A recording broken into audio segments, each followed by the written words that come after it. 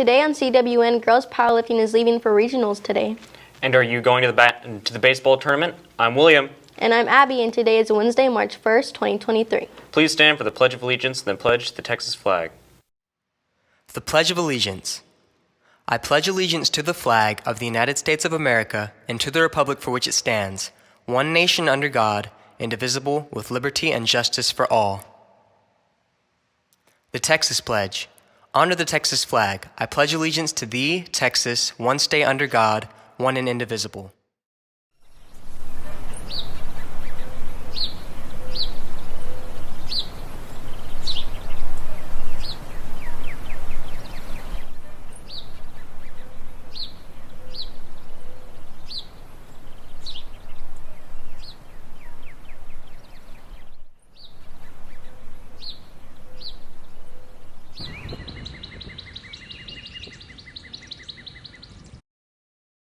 Jace got an opportunity to interview Dale Nelson about his career in meteorology. Let's take it to him for more. Good morning, Wildcats. I'm Jason. I'm here with Dale Nelson, very special guest star here on Calallen TV. So, Dale Nelson, I understand you're chief meteorologist for Chris 6. So, I had a couple of questions for you. First and foremost, how did you know you wanted to be a meteorologist growing up? Growing up, we lived all over this country. And so we got to see a lot of different climates. And I know my brother and I, when we lived in Arizona, we walked to school every day. We never wore a winter jacket. In 2 years, we never wore a winter jacket.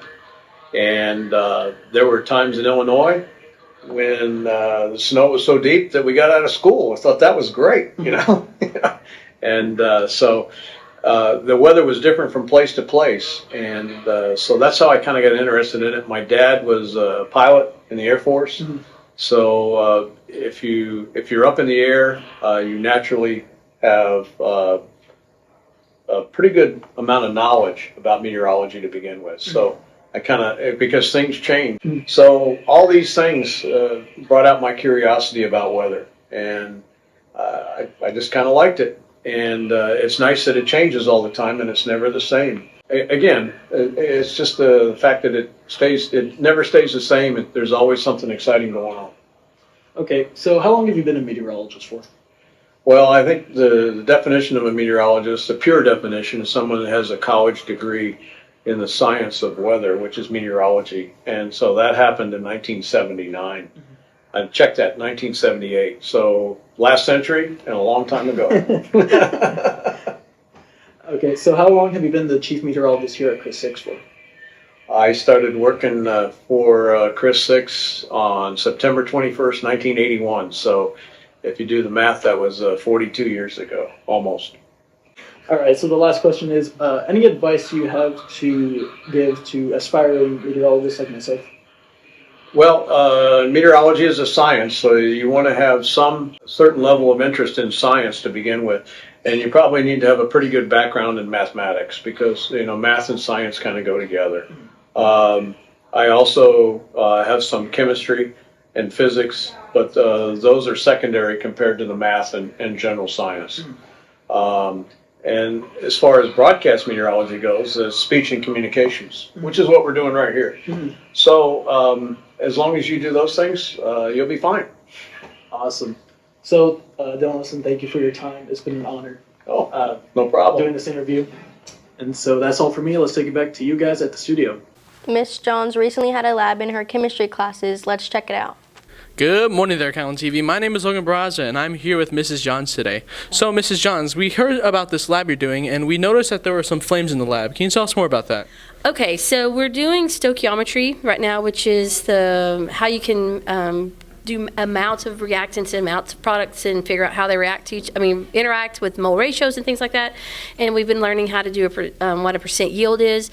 So today they took baking soda, added hydrochloric acid to it in the beginning, and they're to identify the limiting excess reactant when that happens, and then we heated it up to the point that we drove off, they could see the CO2 being produced, which is the bubbles, and then we drove off all the water, and now we have salt. That's what we made, regular old table salt, but a little different, but I mean, we're not going to eat it or anything like that, and they're going to mass it again and compare to what they should have made. So they'll do a calculation based on the grams of sodium bicarbonate they started with. They'll figure out how many grams of salt salt they should have made. They'll measure how much salt they did make. They'll do a mole ratio between the two, and it's just a good way to take what we've been doing in class, see an actual reaction happen, and see how reactants and products and the masses interact and I guess relate to one another in a chemical reaction. That's so great to hear. And I have nothing only but one more question left to ask. What do the students learn from this? Well, hopefully it's a really good way for them to see. We've been doing lots and lots of practice with calculations, and I've been giving them different types of masses and volumes and things and calculating different things in their chemical reactions. But I'm hoping it's a actual real reaction they can see, they can see the mass that they made, and it kind of relates to what we've been doing on class on paper. Well, that's so great to hear. And with that, now back to the studio. In case you missed it on Monday, Mrs. Haven got a chinchilla as a class pet. Let's take a look. Hey cats, I'm here with Coach Haven. And what's your friend's name? This is Puff Daddy. He is a chinchilla. He also goes by P. Diddy. And what's it like having a chinchilla? It's very similar to raising a toddler, which I am also doing. So a lot of similarities. They are moody and they sleep a lot. And if they don't feel like playing with you, then you just leave them alone. And then other times when they do feel like it, you play with them. And can you tell me about the care for one? Yes, so they actually have to be kept in pretty strict conditions, so they can't go above 75 degrees. They can have a heat stroke. They're very hot-natured. So they're originally from the Andes Mountains, so they like it really cold. They also like to stay in a cage where they're going to be able to go to multiple levels. They have 60 hair follicles, or 60 hairs per follicle, where humans only have 2 to 3. So they have very dense hair, so it can't get wet, and they take dust baths. Thank you. Back to the studio. Theater has a project that allows students to make their own short films. Let's take a quick look. Hey cats, I'm here with Emma. So Emma, in theater y'all are doing film projects and you're one of the directors. Can you tell me more about that? Yeah, so we're doing a film and it'll be 4 to 7 minutes and we get to edit, film, we have to write a script, and it's going to be a competition between all of his classes together, and on the final day we will have judges, which are teachers, and they will decide which one is the best. So yeah, it's a really good experience. Perfect, thank you. That's all from us. Now back to the studio. Attention seniors, the insurance women of Corpus Christi are now accepting applications for their scholarship. To be eligible, you must be a full or part-time student at a college or university for the upcoming school year, and you must have a GPA of 3.0 or higher. Applications can be picked up in College and Career Center. Now let's send it to Luke with the rundown on sports.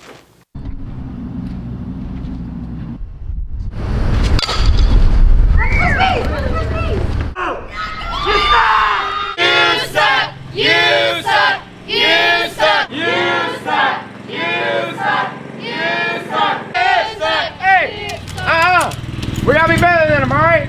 We ain't gonna do that here. Remember, students, please show our best sportsmanship whenever you do attend any sporting event. Also, Calallen, please remember to stay classy. Thank you, Abby, and good morning, Wildcats. Girls powerlifting is leaving for regionals today. Let's take a look. Hi, I'm Christian Cantu, and I'm here with Coach Off. Coach Off, I heard the girls are having a regional meet this Thursday. Can you give me more information about that? Yes, sir. We're taking off on Wednesday around lunchtime. We have 14 girls qualified. Last year we had 10. This year 14, so we increased by 4, which is I'm really excited about. We're leaving on Wednesday to weigh in that evening. We lift on Thursday there in Edinburgh at Bert Ogden Stadium, and with an opportunity to try to qualify for state. We had, and like I said, we had 14 girls. Can you give me some of the names of these girls that are going to the meet this Thursday? Well, going in alphabetical order, we have Emery Albert, Abigail Brown, Gabby Carrion, Mercedes Chapa, Mika Chase, Anastasia Dix, Gabriela Garza, Caitlin Huff, Katie Liao, Rylan Rice, Jada Santillana, sorry Jada, Caitlin Tagle, Sarah Vasquez, and Sofia Varial. That sounds like a lot of names. Thank you, Coach Hoff. Good luck to y'all, and back to the studio. Boys baseball has a baseball tournament here at home tomorrow. Be sure to stop by and support our team. Girls softball has a tournament in San Antonio this weekend. Let's check it out. Hey Cats, my name's Emily and today I'm here with Caden. So Caden, can you tell us a little bit about the tournament this weekend for softball? The tournament's going to be in San Antonio, and we're going to be playing 6A schools. So how have y'all been gearing up for this, especially after the great success y'all had at the last tournament last weekend? We've been hitting practice really hard and working on our communication skills and trying to bond together really well so it can all mix together. All right, thank you. Good luck to our Lady Cats this weekend. That's all from us. Now back to the studio. And that's the latest on Calallen Sports. Back to you, Abby. Thank you, Luke. Now here's Jace with today's weather forecast right after this quick break. I tell you, man, chicken Alfredo is better than chicken nuggets. I don't know. What do you mean you don't know? Hey, guys. They're both good. What are you talking about? We're talking about chicken Alfredo and chicken nuggets, yo. I like the chicken Alfredo. Hey, that's a tornado. Oh my god.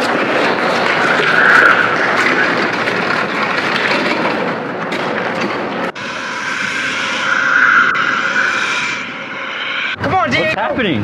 Oh my god!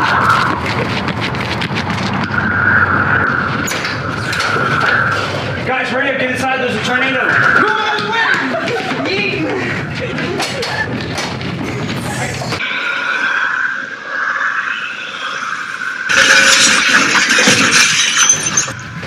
Now what do? We're in a weight room, there's weights, and there's a tornado outside. What do you think we should do? We should get these games. Yeah!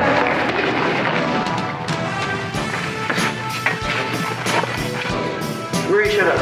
85, 90, 95, 100. You play my game. The white one. No!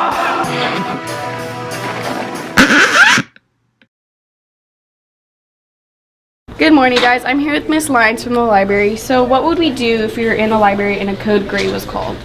Well, first of all, we need to know that a code gray is severe weather. So probably we're looking at thunderstorms or a tornado. If a tornado was coming this way, we'd want to get away from the windows. There'd be flying debris, and we want to get as close to an interior concrete wall as possible. If you cannot get to the FEMA dome, which is a place of safety, the next best thing is to go in a hallway in an interior building. If you are on a second floor, you need to come down to the first floor and stay away from windows as much as possible. You want to be surrounded by brick walls. That's the safest place to be.